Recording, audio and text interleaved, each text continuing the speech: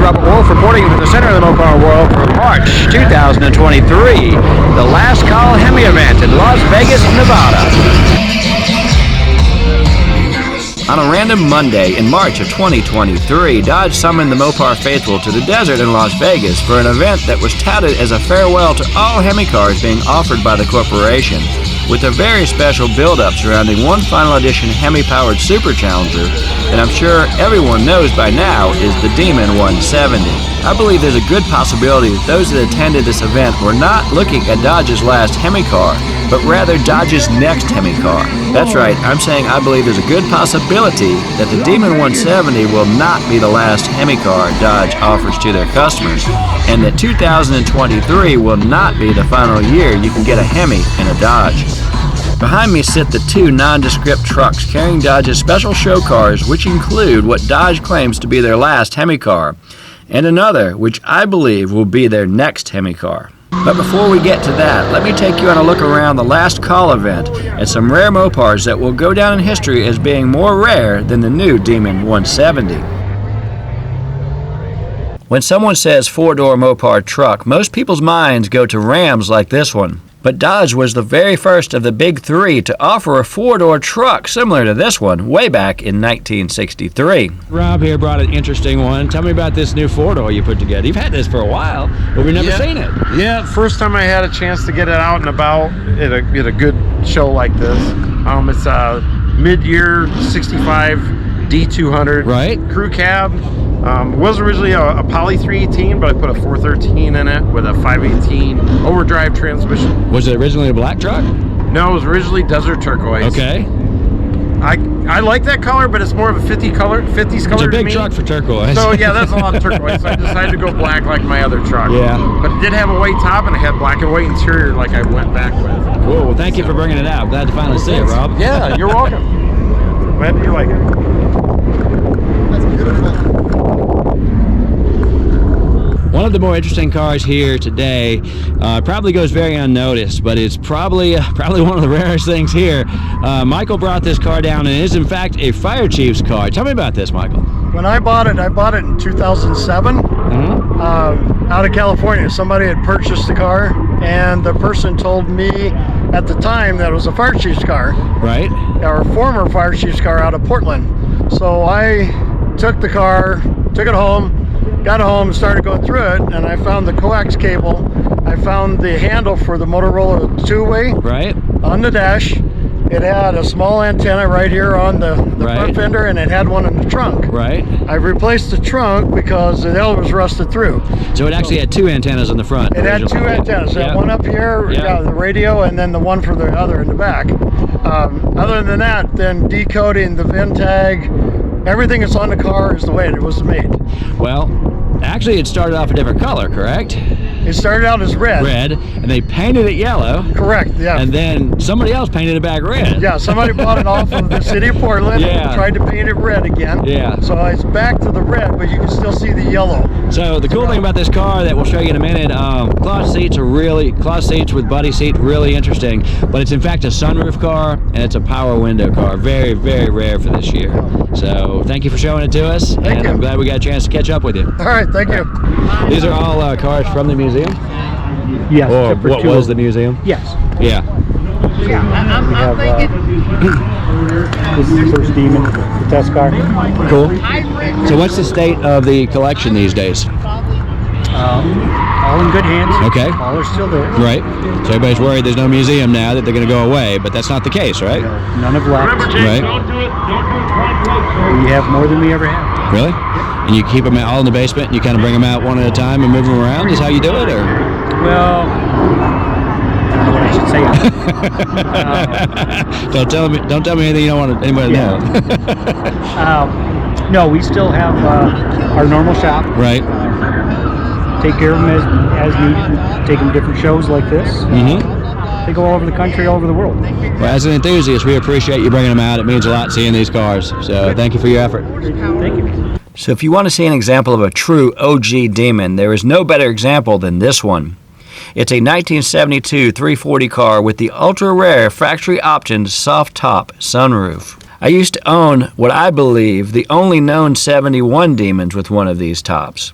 Last I saw it, it belonged to Tom Morello of Rage Against the Machine, and he wouldn't sell it back to me. So now let's get back to the future of Dodge. What the 13 million Mopar enthusiasts want is cars with 1,000 horsepower Hemis like this one. What Dodge wants to try to sell them is this, a dual-turboed 500 horse straight six like this one. There lies the problem. So today we're all here because of the new latest greatest Hemi. But what Chrysler really wants to sell us is a Hurricane motor. And this Paul Rossi's car from back in the 70s is kind of an example of where we're probably headed with all of this, because you were a Hemi racer. Yes, I was. And then you came for another year of race funding, and they said, "Oh no more Hemi."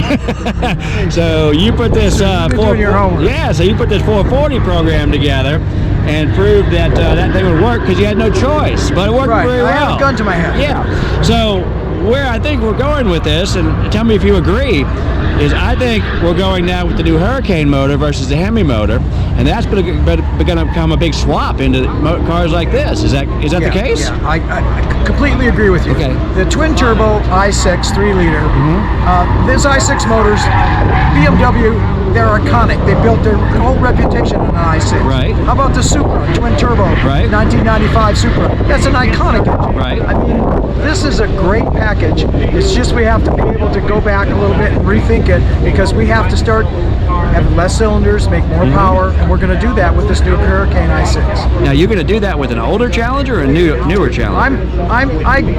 That's for discussion now, Okay. but I think I'm going to put it in my new Challenger. I'm going to have a new Challenger. I'm going to start with the white knuckle body in white, Right. and then we're going to do the first thing we're going to do is the Hemi 440 6-pack. Right. We're going to do that new generation 440 6-pack. Right. Once it's going to be fuel injected. Right. Once that's over, and while we're doing it, because the 6 pieces are taking a while to get here, Right. we've got to get these 6-cylinder pieces and get them out to the rocker arm people, the oil pan people, the cylinder head people, the camshaft people. Right. It takes a while to get an engine so when that engine package starts hitting the streets, the speed merchants will already have. Well, I'm glad we got guys like you that have done it before, so you can take us over that transition. I hope so. I'm assuming this white car here is going to look just like this one when you're done. Yes, Same base it should be pretty interesting. Yeah. Thank you as always, I Paul. hope you guys all like it. Thank you, Paul, as always. Thank you, bud. Dodge says because of ever-increasing CAFE gas mileage standards, beginning next year, what they want to sell you is cars with straight 6-cylinders for power. The way that I see it, the problem lies where Mopar enthusiasts are addicted to high-horse V8 Hemi motors. So what happens when once stellar Hemi Charger and Challenger sales turn out to be nothing better than lackluster, when all you can buy is a 6-cylinder powered Mopar? Can Dodge juice sales with another 1,000-plus horsepower Hemi enthusiast car? Not only do I think they can, despite what Stellantis even thinks today, I think that they will have to. While we were all salivating over the new Demon 170, in the shadows was the new Charger Daytona electric concept car. Dealers have been told this car will be available in gas and electric power in both 2- and 4-door configurations. When we spoke with Tim Kaniskis in December, he told MCG that the Charger Daytona concept was being designed with all of the necessary mounts and brackets for a gas motor as well as the electric motor. So you want me to believe that Dodge just spent untold millions to re-engineer a new Super E85 Hemi for the new Demon that, oh, by the way, they say puts out 20% less emissions than the standard Hemis and runs on totally sustainable fuels for a run of only 3,300 cars? That's a lot of engineering for such a short-run production car. The coming upward curve of CAFE standards seem unattainable unless a car company produces primarily electric cars. By 2026, the government will require cars and light trucks to meet a 49 mile per gallon fleet average. Why is this?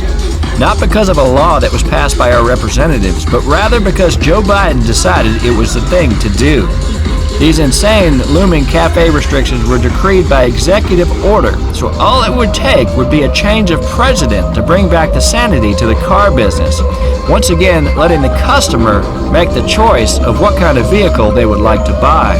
If there is a change in the ruling party in Washington, D.C., I could see a run of Hemi Charger Daytonas being a real possibility in the future.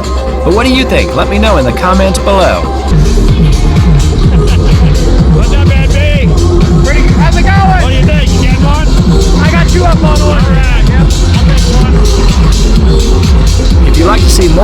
coverage of the cars you saw in this video, make sure you have a subscription to the only Mopar magazine that matters, Mopar Collector's Guide. If you enjoyed this video, please hit the like button, and if you want to see more like this one, please smash the subscribe to Mopar TV button. It's absolutely free.